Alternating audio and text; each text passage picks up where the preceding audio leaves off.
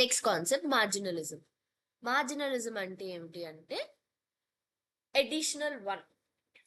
Okay, ఆ margin extra 1 unit కి. For example, my favourite example that I always take, అందరికి పానీపూరి తెలుసు కదా, we all love panipuri, right? మంచి ఆకలి మీద ఉన్నావు, కడుపులో చాలా ఖాళీ ఉంది. ఫస్ట్ ఒక పానీపూరి తీసి నోట్లో వేసుకున్నావు, ఆకలి తీరింది. ఓకే, అలా ఒక ప్లేట్ పానీపూరి తినేసావు. సెకండ్ ప్లేట్ అయిపోయింది, థర్డ్ ప్లేట్ అయిపోయింది, ఫోర్త్ ప్లేట్ సగం అయిపోయింది. ఫస్ట్ పానీపూరికి నీ కడుపులో ఉన్నంత ఖాళీ ఫోర్త్ ప్లేట్లో సగం అయిపోయిన తర్వాత సెకండ్ హాఫ్లో ఉన్న ఫస్ట్ పానీపూరికి అంత ఖాళీ ఉండదు. ఓకే, సో ఆ ఎడిషనల్ దానికి ఎంత అయింది? Okay, that is your marginalism. ఆ ఎక్స్ట్రా, ఆ additional 1 panipuri is your marginalism. ఒక్కోదానికి అది యాడ్ అవుతూ ఉంటుంది. ఇంకో బెస్ట్ ఎగ్జాంపుల్ చెప్పాలి అంటే, నువ్వు ఒక గ్లాస్లో వాటర్ యాడ్ చేసావు, ఫుల్గా నింపేసావు. ఒక్కో డ్రాప్ యాడ్ చేస్తూ ఉన్నావు. ఒక పాయింట్ తర్వాత అంతకు ముందున్న డ్రాప్స్ కూడా బయటకు వచ్చేస్తే చూడు, ఒక్క డ్రాప్ ఏదైతే ఆ థ్రెష్ హోల్డ్ని మీట్ అయిందో that is your marginal. Okay, so ఇప్పుడు నువ్వు నంబర్ ఆఫ్ యూనిట్స్, ఇప్పుడు 100 చపాతీస్ తయారు చేస్తున్నావు అనుకో, నీకు పెద్ద డిఫరెన్స్ ఉండదు. ఆ 100 చపాతీస్ బదులు 101 చపాతీస్ తయారు చేస్తున్నావు. అదే పిండి అన్నిట్లో చిన్న చిన్న ముద్ద తీసుకుంటే పెద్ద డిఫరెన్స్ ఏం రాదు. అదే పిండితో 100 చపాతీలు చేసే నువ్వు 150 చపాతీలు చేయాలి. ఒక్కొక్కటి పెంచుకుంటూ వెళ్తుంటే వీటి సైజ్ తగ్గుతూ ఉంటుందా? Right? So that is marginalism. So ఇందులో 2 కాన్సెప్ట్స్ ఉంటాయి, marginal cost and marginal revenue. Marginal cost అంటే ఏంటి అంటే, ఎక్స్ట్రా 1 యూనిట్ ప్రొడ్యూస్ చేయడానికి నీకు అయ్యే ఎక్స్ట్రా ఖర్చు ఏదైతే ఉంటుందో that is your marginal cost. Marginal revenue అంటే ఏంటి? ఆ ఎక్స్ట్రా 1 యూనిట్ అమ్మినందుకు నీకు ఏదైతే ఎడిషనల్ రెవెన్యూ వచ్చిందో that is your marginal revenue. Okay, profit maximisation rule ఏంటి అంటే, కంపెనీ ఏం ఆలోచిస్తుందా, ప్రాఫిట్ పెంచుకోవాలి. ఓకే, ప్రాఫిట్ పెరగాలంటే ఎప్పుడు పెరుగుద్ది? నా మార్జినల్ రెవెన్యూ నా మార్జినల్ కాస్ట్కి ఈక్వల్ అయినప్పుడు. ఓకే, సింపుల్గా MR is equal to MC, mister is equal to MC. Okay, mister is equal to మెక్. మీకు ఎలా గుర్తుంటే అలాగా మార్జినల్ రెవెన్యూ మార్జినల్ కాస్ట్ రెండు ఈక్వల్ అవ్వాలి, అప్పుడు నా ప్రాఫిట్ మ్యాక్సిమం అవుతుంది.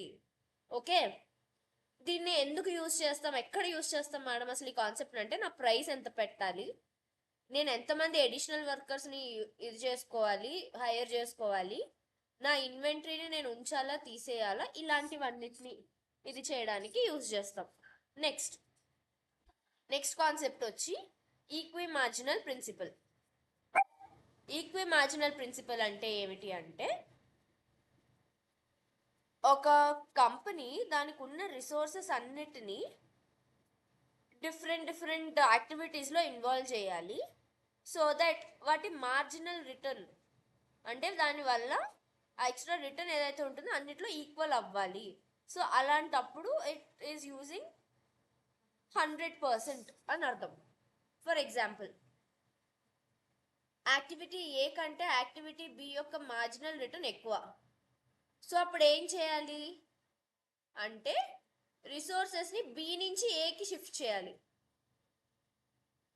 సింపుల్ చెప్పాలి అంటే, నేను 5 అవర్స్ వర్క్ చేస్తా అన్నా,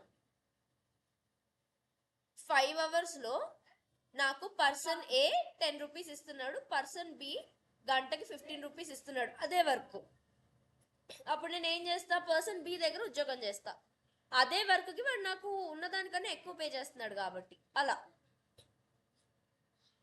సో ఇది ఎక్కడ యూజ్ చేస్తాము ఈ ఈక్వి మార్జినల్ ప్రిన్సిపల్ అంటే, బడ్జెట్ అలొకేషన్స్లో, డిస్ట్రిబ్యూషన్ ఆఫ్ లేబర్, ఎవరిని ఏ డిపార్ట్మెంట్లో ఉంచితే నాకు ఎక్కువ ప్రాఫిట్ వస్తుంది, ఓకే, ప్రొడక్షన్ టెక్నిక్స్ని సెలెక్ట్ చేసుకోవడంలో అక్కడ యూజ్ చేస్తాం. Okay, equal margins is equal to maximum profit అనమాట. నెక్స్ట్ ఇంకొక కాన్సెప్ట్ ఉంది, ఇంక్రిమెంటల్ కాన్సెప్ట్. ఇంక్రిమెంట్ అనే మాట విన్నారా? ఇంక్రిమెంట్ జనరల్గా ఏమంటాం మనం, నార్మల్గా అయితే నాకు ఇంక్రిమెంట్ వచ్చింది, నాకు ప్రాఫిట్ వచ్చింది అని చెప్తాం. కానీ ఇక్కడ ఇంక్రిమెంట్ కాన్సెప్ట్ అంటే ఏమిటి అంటే change in cost and revenue resulting from a decision. Okay, next incremental analysis దేని గురించి మాట్లాడుతుంది అంటే ఇప్పుడు నేను ఇది యాడ్ చేస్తే ఏమవుతుంది, యాడ్ చేయకపోతే ఏమవుతుంది, అది తీసేస్తే ఏమవుతుంది. సింపుల్గా చెప్పాలంటే తొక్కితే తొక్కకపోతే, నేను ఎగ్జామ్కి చదివితే ఎగ్జామ్కి చదవకపోతే, ఎగ్జామ్ రాస్తే ఎగ్జామ్ రాయకపోతే, ఎగ్జామ్ పాస్ అయితే ఎగ్జామ్ పాస్ అవ్వకపోతే ఏమవుతుంది. సో ఇంక్రిమెంటల్ కాస్ట్ అంటే ఏమిటి అంటే ఈ డెసిషన్ తీసుకోవడం వల్ల నాకైనా ఎక్స్ట్రా ఖర్చు. ఖాళీగా ఇంట్లో కూర్చుంటే నాకు పెద్ద ఖర్చు అవ్వదు, అట్ ద సేమ్ టైం నాకు ఫ్యూచర్లో వచ్చే రెవెన్యూ కూడా పెద్ద ఏమి ఉండదు. అదే నేను ఇప్పుడు డబ్బులు ఖర్చు పెట్టి చదువుకుంటే, నా టైంని మనీని నేను ఇన్వెస్ట్ చేస్తే రేపన్న రోజు ఇంతకన్నా ఎక్కువ డబుల్ ట్రిపుల్ నేను సంపాదించుకోగలుగుతా. సో ఇప్పుడు నేను చదువుకోవాలని ఏదైతే డెసిషన్ తీసుకున్నానో దానికైనా ఖర్చు నా ఇంక్రిమెంటల్ కాస్ట్. ఇంక్రిమెంటల్ రెవెన్యూ అంటే ఇప్పుడు నేను ఏదైతే చదువుకోవాలని డెసిషన్ తీసుకున్నానో ఈ డెసిషన్ వల్ల నాకు నా ఎంబీఏ అయిపోయిన తర్వాత ఉద్యోగం వచ్చిన తర్వాత నాకు వచ్చే శాలరీ నా ఇంక్రిమెంటల్ రెవెన్యూ. ఇంట్లో ఖాళీ కూర్చుంటే ఎవరు డబ్బులు ఇవ్వరు కదా నాకు, అలా అనమాట.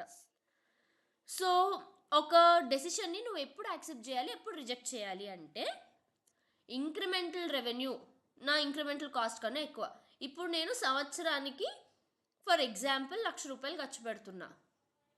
సంవత్సరానికి నేను చదువుకోవడానికి నాకు 1,00,000 రూపాయలు అయింది అనుకుంటే ఈ చదువు అయిపోయిన తర్వాత నాకు సంవత్సరానికి 1,00,000 కంటే ఎక్కువ రెవెన్యూ జనరేట్ అవ్వాలి. నేను 1,00,000 రూపాయలు కట్టి చదువుకొని సంవత్సరానికి కొన్ని 50,000 సంపాదిస్తానంటే దానిలో అర్థం ఏముంది. నేను ఇప్పుడు 1,00,000 రూపాయలు ఖర్చు పెట్టి చదువుకున్నా, ఈ చదువు అయిపోయిన తర్వాత నాకు సంవత్సరానికి 3,00,000 2,00,000 కంటే ఎక్కువ జీతం రావాలి, అంటే నా 1,00,000 కంటే ఎక్కువ రావాలి. That is when I have to accept a decision. Okay, ఎక్కడెక్కడ యూజ్ చేస్తాం మేడం బిజినెస్లో అంటే కొత్త ప్రోడక్ట్ని లాంచ్ చేయడంలో, న్యూ మెషిన్ యాడ్ చేయాలా లేదా, స్పెషల్ ఆర్డర్ తీసుకోవాలా లేదా, ఇలాంటి వాటిలో అనమాట రకరకాల విధంగా యూజ్ చేసుకోవచ్చు. ఇక్కడ టైం పర్స్పెక్టివ్ ఒకటి ఉంటుంది, షార్ట్ టర్మ్లో ఎంత, లాంగ్ టర్మ్లో ఎంత. నువ్వు బిజినెస్ డెసిషన్ తీసుకుంటున్నప్పుడు షార్ట్ రన్లో లాంగ్ రన్లో నాకు అయ్యే ఖర్చులు ఏంటి, నాకు వచ్చే ప్రాఫిట్స్ ఏంటి, రెండు టైమ్స్లోనూ నువ్వు ఆలోచించాలి. ఓకే, సింపుల్గా చెప్పాలి అంటే ఫుడ్ ఈటింగ్ కాంపిటీషన్ జరిగింది. ఓకే, ఆర్ ఒక కొత్త ఉద్యోగం ఏదో ఇచ్చాడు, నీకు నెలకి 50,000 ఇస్తా అన్నాడు. బట్ వాడు ఏ గడ్డి పెడితే ఆ స్ట్రీట్ ఫుడ్ అంతా నువ్వు తినాలి. ఇప్పుడు బాగానే ఉంటుంది, ఇప్పుడు నీకు డబ్బులు కూడా వస్తాయి, పైగా ఫుడ్ పెడుతున్నాడు, హ్యాపీగా తింటున్నావు, కూర్చుంటున్నావు, వేరే పనేం లేదు. బట్ ఒక 10 ఏళ్ళ తర్వాత 20 ఏళ్ళ తర్వాత నీ బాడీ ఏమైపోతుంది, ఎక్సర్సైజ్ లేదు, హెల్దీ ఫుడ్ కాదు నువ్వు తినేది, జంక్ ఫుడ్ ఇర్రెగ్యులర్ టైమ్స్లో తింటున్నావు, ఏమైపోతుంది. ఆడిప్పుడు జీతం ఇస్తున్నాడు కదా నువ్వు ఇష్టం వచ్చిన గడ్డి తింటున్నావు, 10 ఏళ్ళ తర్వాత నీ బాడీ ఏమైపోతుంది, వీడు ఇచ్చిన డబ్బులన్నీ నీ హాస్పిటల్కి పెట్టాలి. సో లాంగ్ టర్మ్లో ఎలాగా, షార్ట్ టర్మ్లో ఎలాగా. Next discounting principle. Discounting principle అంటే ఇక్కడ మనం టైం వాల్యూ ఆఫ్ మనీ గురించి మాట్లాడతాం. ఈ రోజు నీ చేతిలో ఉన్న 10 రూపాయలకి 10 చాక్లెట్లు వస్తే సంవత్సరం తర్వాత ఇదే 10 రూపాయలకి 10 చాక్లెట్లు వస్తాయని గ్యారంటీ లేదు. ఫర్ ఎగ్జాంపుల్, మనందరికీ తెలిసిన ఫేవరెట్ ఎగ్జాంపుల్, ఈజీగా అర్థమయ్యే ఎగ్జాంపుల్ చెప్తా. 10 ఏళ్ల క్రితం ఆర్ మన తాతల కాలంలో రూపాయికి ఆర్ 10 రూపాయలకి కేజీ బంగారం వచ్చేది. అప్పట్లో రేట్లు అలా ఉండేవి. అదే ఇప్పుడు నిన్న నువ్వు 1,00,000 రూపాయలు పెట్టి బంగారం కొంటే ఈరోజు ఆ బంగారం అమ్మితే నీ చేతికి 1,00,000 ఖచ్చితంగా వస్తుందని గ్యారంటీ లేదు, అవునా. సో రోజు రోజుకి మారిపోతుంది. ఈ రోజు నువ్వు 1,00,000 పెట్టి కొన్నావు, లేదు ఇది నేను ఇంకో 10 రోజులకు కొంటానంటే అది పెరిగింది, బంగారం 1,00,000కి వస్తుందా, నీకు ఇంకా ఎక్స్ట్రా పెట్టాల్సి ఉంటుంది. సో ఈ రోజు నీ దగ్గర ఉన్న డబ్బు ఫ్యూచర్లో నీకు వచ్చే డబ్బు కంటే విలువైనది, ఎక్కువ. ఓకే, అది ఎక్కడ యూజ్ చేసుకుంటాము అంటే క్యాపిటల్ బడ్జెటింగ్ డెసిషన్స్, లోన్ ఇవాల్యుయేషన్లో, ఓకే, ప్రాజెక్ట్ని నేను యాక్సెప్ట్ చేయాలా లేదా, ఇలాంటి వాటిలో యూజ్ చేసుకుంటాం. సో ఫ్యూచర్ వాల్యూని ప్రెజెంట్ వాల్యూలో మాట్లాడుకోవాలంటే ప్రెజెంట్ రేట్కి దాన్ని డిస్కౌంట్ చేయాలి అని చెప్తాడు. ఓకే, నెక్స్ట్ కాన్సెప్ట్ వచ్చి రిస్క్ అండ్ అన్సర్టనిటీ. రిస్క్ అంటే ఏంటి, అన్సర్టనిటీ అంటే ఏంటి? వస్తాయో లేదో తెలియని బట్ వచ్చే ఛాన్స్ ఉండి, అంటే సగం సగం 50-50 ఛాన్స్ ఉన్నవి రిస్క్ ఉంది. 50% పోయే ఛాన్స్ ఉంది, బట్ 50% వచ్చే ఛాన్స్ ఉంది. ఏదన్నా జరగచ్చు, వస్తే రావచ్చు, పోతే పోవచ్చు. రిస్క్ అసలు వస్తుందో రాదో కూడా తెలీదు. ఏమో సార్, ఏదన్నా జరగచ్చు.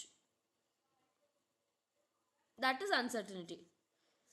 ఇప్పుడు ఫర్ ఎగ్జాంపుల్, నేను పొల్యూషన్ ఎక్కువ చేస్తున్నా,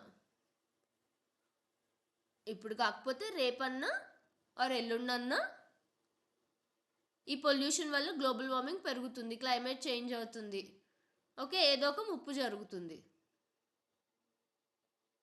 నీకు ఒక అంచనా ఉంటుంది, ఒక 10 ఏళ్ళ తర్వాత 5 ఏళ్ళ తర్వాత అని చెప్పి. అదే సునామీ, మొంతా తుఫాన్ ఎప్పుడు వస్తుందో నీకు తెలీదు, సునామీ ఎప్పుడు వస్తుందో తెలీదు. వస్తే రావచ్చు, లేకపోతే రాకపోవచ్చు. వస్తే ఏం చేయాలి? వచ్చినప్పుడు చూసుకుందాం. ముందుగా రెడీ ఉండాలి, ఎందుకంటే అది ఎప్పుడు వస్తుందో తెలియదు కాబట్టి. ఓకే, సో అన్సర్టనిటీ అంటే వస్తుందో రాదో కూడా, ఎంత పర్సెంట్ వచ్చే ఛాన్స్ ఉంది అనేది కూడా మనం చెప్పలేము. ఇప్పటికిప్పుడే రావచ్చు, రాకను పోవచ్చు. అదే రిస్క్ అంటే వస్తుంది, 50% వచ్చే ఛాన్స్ ఉంది, ఇప్పటి నుంచి జాగ్రత్తగా ఉంటే అవాయిడ్ చేయొచ్చు. అన్సర్టనిటీలో you can't avoid because you don't know what's in store for you. So this completes your first chapter. Total you have 11 concepts. Okay.